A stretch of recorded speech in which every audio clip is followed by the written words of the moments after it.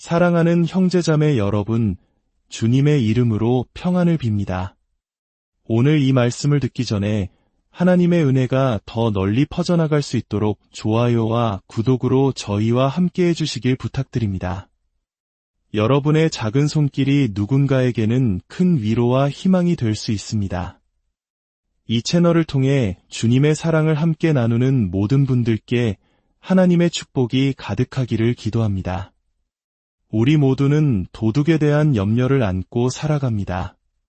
누군가 우리의 것을 훔쳐가고 부당하게 빼앗아갈까 봐 걱정하죠. 그래서 우리는 집에 경보 시스템을 설치하고 감시 카메라를 답니다. 문에는 튼튼한 자물쇠를 채우고 때로는 자신을 지키기 위해 더 강력한 수단을 강구하기도 합니다. 허락되지 않은 침입자가 우리의 세상, 우리의 가정, 우리의 소유물에 들어와 당연히 우리 것이어야 할 것들을 빼앗아가는 현실에 맞서기 위해서입니다. 절도는 우리 삶에 매우 중요한 문제입니다. 하지만 오늘 저는 우리가 눈으로 보는 물리적인 절도보다 훨씬 더 교활하고 파괴적인 절도에 대해 이야기하고 싶습니다. 바로 영적인 영역에서 일어나는 도둑질입니다. 사탄은 이 세상에 들어와 하나님께서 본래 우리에게 주시려고 의도하셨던 것들을 무자비하게 훔쳐가고 있습니다. 에베소서 1장 3절은 이렇게 말씀합니다. 찬송하리로다 하나님 곧 우리 주 예수 그리스도의 아버지께서 그리스도 안에서 하늘에 속한 모든 신령한 복을 우리에게 주시되 그렇습니다. 하나님께서는 이미 영적인 영역에서 우리에게 모든 축복을 베풀기로 작정하셨습니다. 그분은 당신의 시간, 재능, 그리고 재물이라는 왕국의 자산을 우리에게 맡기셨습니다. 우리는 그분의 소유를 관리하는 청지기로서 이 땅을 살아갑니다. 우리는 주인이 아니라 관리자입니다. 하나님께서는 우리가 그 어떤 것도 자신의 소유라고 주장하기를 원치 않으시지만 그분을 대신하여 그것들을 잘 관리하기를 원하십니다. 그러나 우주의 가장 큰 도둑인 사탄은 우리의 삶에 침입하여 하나님께서 우리에게 주셨거나 주시기를 원했던 것들을 훔쳐갔습니다. 어떤 이들에게는 기쁨을 훔쳐가서 삶의 즐거움을 더 이상 찾아볼 수 없게 만들었습니다. 어떤 이들에게는 평안을 훔쳐가서 평온함 대신 혼돈과 불안 속에서 살게 합니다. 어떤 이들에게는 관계를 훔쳐갔습니다. 이혼이나 가족의 불화, 끊임없는 갈등 속에서 가정의 조화는 산산조각 났습니다. 어떤 이들에게는 기회를 훔쳐갔습니다. 분명히 열렸어야 할 문이 부당하게 눈앞에서 쾅 닫히고 소중한 기회를 빼앗겼습니다. 어떤 이들에게는 삶의 목적을 훔쳐갔습니다. 그저 이 세상에 존재하지만 왜 살아야 하는지 이유를 모릅니다. 삶에 대한 거룩한 부르심을 느끼지 못한 채 그저 하루하루, 한 주 한 주, 한 달 한 달, 수십 년을 의미 없이 방황합니다. 어떤 이들에게는 건강을 훔쳐갔습니다. 정당한 이유 없이 육체의 안녕이 위협받고 부당하게 건강을 빼앗긴 채 고통받고 있습니다. 어떤 이들에게는 번영을 훔쳐갔습니다. 하나님께서 자원의 형태로 우리에게 주시기를 원했던 것들을 사탄은 빚이라는 시스템을 만들어 우리가 그것을 누리지 못하도록 경제적인 감옥에 가두어 버렸습니다. 어떤 이들에게는 정체성을 훔쳐갔습니다. 자신이 누구인지, 남성인지 여성인지조차 혼란스러워하며 자신의 존재에 대한 확신을 잃어버렸습니다. 사탄은 우리의 인간성을 파괴하기 위해 이 사회 전체에 거대한 시스템을 구축했습니다. 그리고 이 모든 것을 종합해 볼 때 너무나도 많은 사람들에게서 사탄은 그들의 삶 자체를 훔쳐갔습니다. 더 이상 살아갈 의미를 느끼지 못하고 안타깝게도 많은 이들이 모든 것을 빼앗긴 나머지 사는 것보다 죽는 것이 낫다고 결심하기에 이릅니다. 하지만 오늘 저는 이 말씀을 통해 여러분이 빼앗긴 모든 것을 되찾는 방법을 알려드리고자 합니다. 사탄이 당신에게서 부당하게 훔쳐간 것이 무엇이든 오늘 당신에게는 그것을 되찾을 권리가 있음을 선포하고 싶습니다. 만약 악마가 직접적으로 혹은 그의 하수인들을 통해 당신의 것을 빼앗아갔다면 오늘 이 자리에서 당신의 청지기 직분을 주장하고 그것을 되찾으러 나아가십시오. 오늘 우리가 함께 살펴볼 말씀은 사무엘상 30장입니다. 이야기 속에 부당하게 빼앗긴 모든 것을 되찾는 방법이 담겨 있습니다. 다윗은 전투를 마치고 그의 거주지인 시글락으로 돌아왔습니다. 그러나 그가 마주한 것은 잿더미가 된 도시였습니다. 1절 말씀에 따르면 아말렉 족속이 시글락을 침략하여 불사르고 그 안에 있던 여인들과 아이들, 노소를 막론하고 모든 사람을 사로잡아 끌고 갔습니다. 끔찍한 도둑질이 일어난 것입니다. 아말렉 족속은 다윗과 그의 부하들의 모든 것을 앗아갔습니다. 아내와 자녀들, 그리고 가축까지 그들이 소중히 여기던 모든 것이 사라졌습니다. 원수가 몰래 들어와 그들의 삶을 송두리째 훔쳐간 것입니다. 여기서 잠시 여러분께 묻고 싶습니다. 사탄은 당신에게서 무엇을 훔쳐갔습니까? 하나님께서 당신의 소유가 되기를 원하셨지만 지금은 원수의 손아귀에 있는 것은 무엇입니까? 다윗과 그의 부하들은 끔찍한 절망에 빠졌습니다. 4절은 이렇게 기록합니다. 다윗과 그와 함께 한 백성이 울 기력이 없을 때까지 소리를 높여 울었더라. 여러분, 너무나 슬퍼서 더 이상 눈물조차 나오지 않을 때까지 울어본 적이 있습니까? 상실의 고통이 너무 커서 눈물샘이 말라버린 경험이 있습니까? 이 장성한 남자들이 아기처럼 통곡하고 있었습니다. 그들이 소중히 여기던 모든 것을 원수에게 빼앗겼기 때문입니다. 원수가 우리 삶에 침입할 때 그는 우리의 소유물만 가져가는 것이 아닙니다. 그는 우리의 감정적인 안정과 안녕까지 파괴하려 합니다. 잠깐 주목할 점이 있습니다. 아말렉 족속이 이 모든 것을 훔쳐갈 수 있었던 유일한 이유는 그 자리에 남자들이 없었기 때문입니다. 남자들이 자리를 비웠을 때 원수는 마음껏 들어와 모든 것을 훔쳐갔습니다. 이는 마치 에덴 동산에서 아담이 그의 자리를 지키지 못했을 때 사탄이 들어와온 세상에 파멸을 가져온 것과 같습니다. 하나님께서 세우신 질서의 기초가 되는 남자들이 무너질 때 사탄은 다른 모든 것을 혼란에 빠뜨릴 문을 열게 됩니다. 에베소서 4장 27절은 마귀에게 틈을 주지 말라고 경고합니다. 그 틈은 잠기지 않은 창문이나 문과 같습니다. 우리가 죄를 지을 때 우리는 사탄이 우리 삶에 들어와 혼돈을 일으킬 수 있는 균열을 만드는 것과 같습니다. 특히 우리가 청지기의 직분을 버리고 하나님께서 허락하지 않으신 것들을 소유하려 할 때 우리는 사탄에게 문을 열어주는 것입니다. 우리가 관리자가 아닌 주인이 되는 순간 우리는 진짜 주인이신 하나님과 갈등하게 되고 사탄은 하나님께서 우리의 소유욕을 지지하지 않으실 것을 알기에 그 틈을 비집고 들어옵니다. 다윗과 그의 부하들은 비탄에 잠겼지만 상황은 더 악화됩니다. 6절을 보십시오. 백성들이 자녀들 때문에 마음이 슬퍼서 다윗을 돌로 치자 하니 다윗이 크게 다급하였으나 생각해 보십시오. 다윗도 집이 불타고 가족을 잃었습니다. 부하들과 함께 울 기력이 없을 때까지 울었습니다. 그런데 이제 그의 부하들이 마치 다윗이 도둑질을 한 것처럼 그를 돌로 치려 합니다. 사람들은 고통스러울 때 엉뚱한 대상에게 분노를 터뜨리곤 합니다. 우리는 문제의 근원이 사탄임에도 불구하고 배우자에게, 동료에게, 상사에게 화를 냅니다. 우리는 진짜 적이 누구인지 알아야 합니다. 그들이 당신의 삶에 나타난 아말렉 족속일 수는 있지만 진짜 원인은 사탄입니다. 그렇다면 어떻게 빼앗긴 것들을 되찾을 수 있을까요? 6절 하반절은 이렇게 말합니다. 그러나 다윗은 그의 하나님 여호와를 힘입고 용기를 얻었더라. 이것이 첫 번째 단계입니다. 그는 술이나 마약 혹은 부정한 관계에서 힘을 얻지 않았습니다. 그는 그의 하나님 여호와 안에서 스스로를 강하게 했습니다.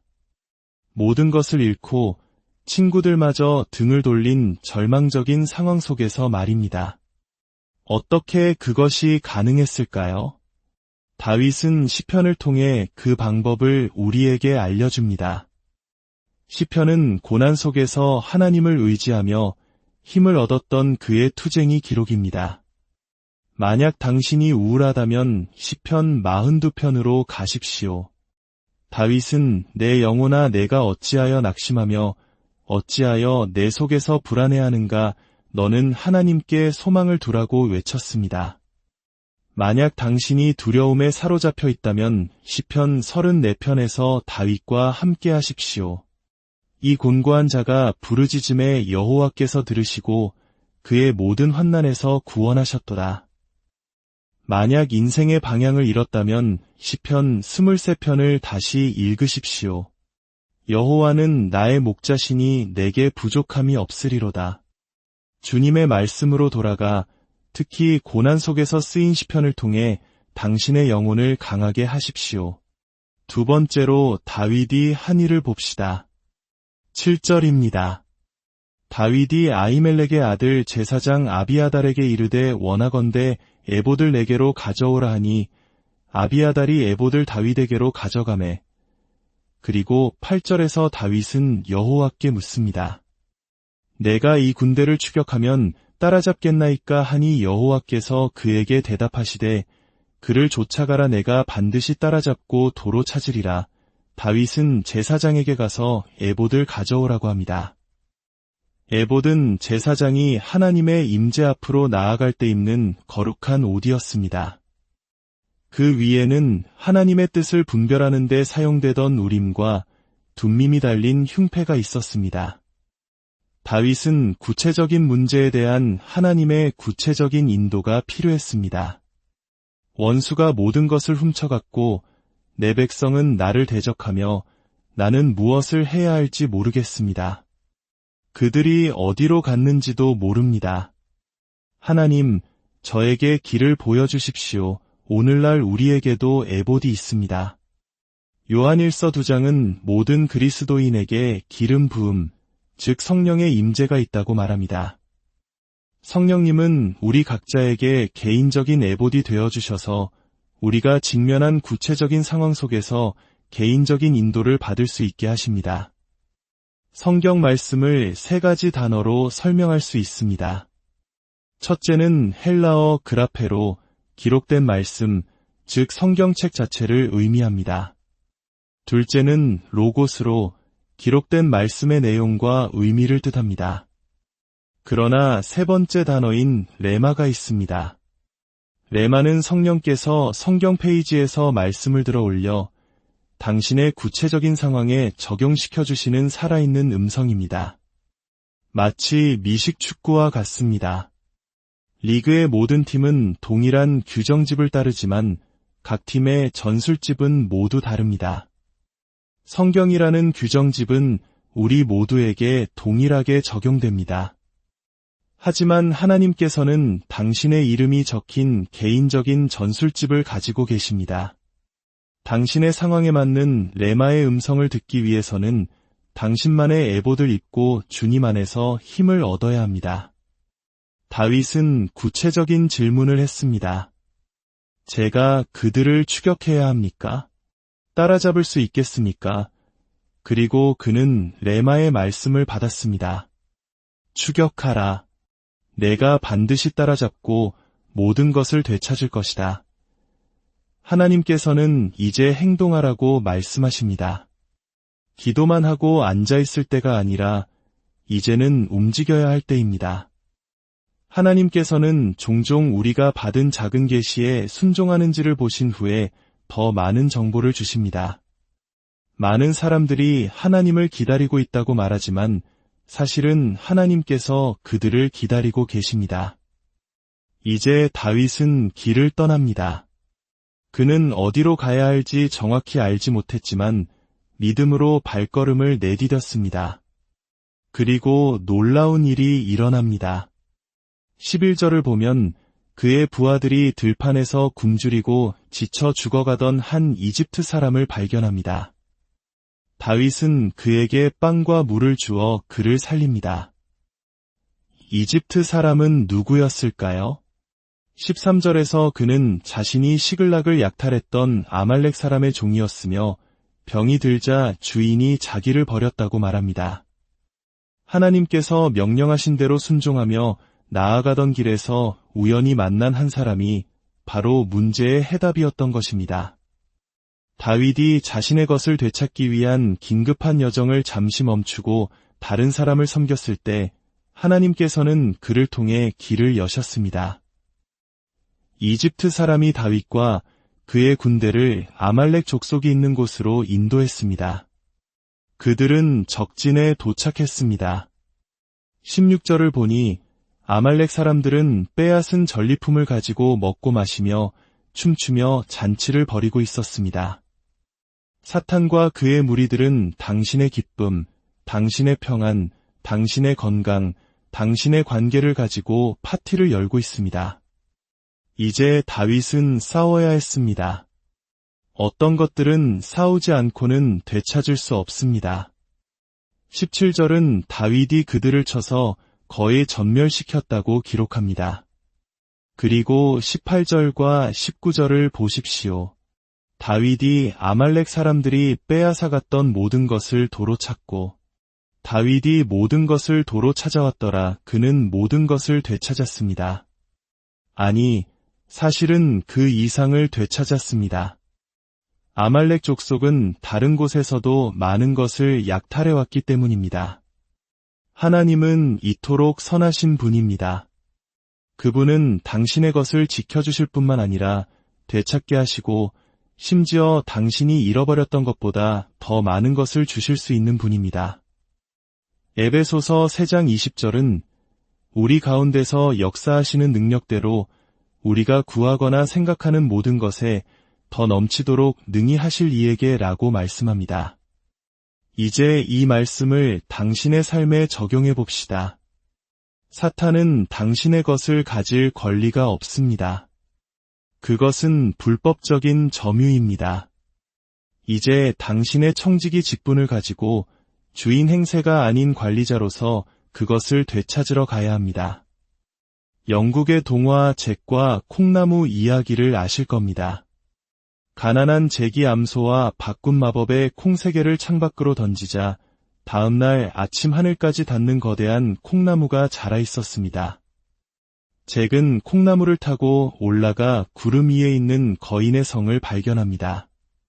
그곳에서 한 요정은 그 성이 원래 잭의 아버지의 것이었지만 거인이 아버지를 죽이고 모든 것을 빼앗았다고 알려줍니다. 잭은 그것이 자신의 유산임을 깨닫습니다. 그는 거인이 잠든 틈을 타 황금알을 낳는 암탉과 노래하는 황금하프를 되찾아 콩나무를 타고 내려옵니다. 거인이 그를 쫓아오자 잭은 땅에 도착하자마자 도끼로 콩나무를 잘라버립니다. 거인은 땅으로 떨어져 죽고 잭은 아버지의 유산을 되찾습니다. 사랑하는 여러분, 하늘과 땅을 잇는 또 다른 나무가 있습니다. 영광과 역사를 잇는 또 다른 나무가 있습니다. 요한복음 15장 1절에서 예수님은 나는 참포도나무요 라고 말씀하셨습니다. 예수 그리스도가 바로 우리가 붙잡고 올라가야 할 그 나무입니다. 그분을 붙잡을 때 우리는 거인, 즉 사탄이 사는 곳을 알게 됩니다. 우리는 사탄이 우리에게서 빼앗아간 것이 무엇인지 알게 됩니다.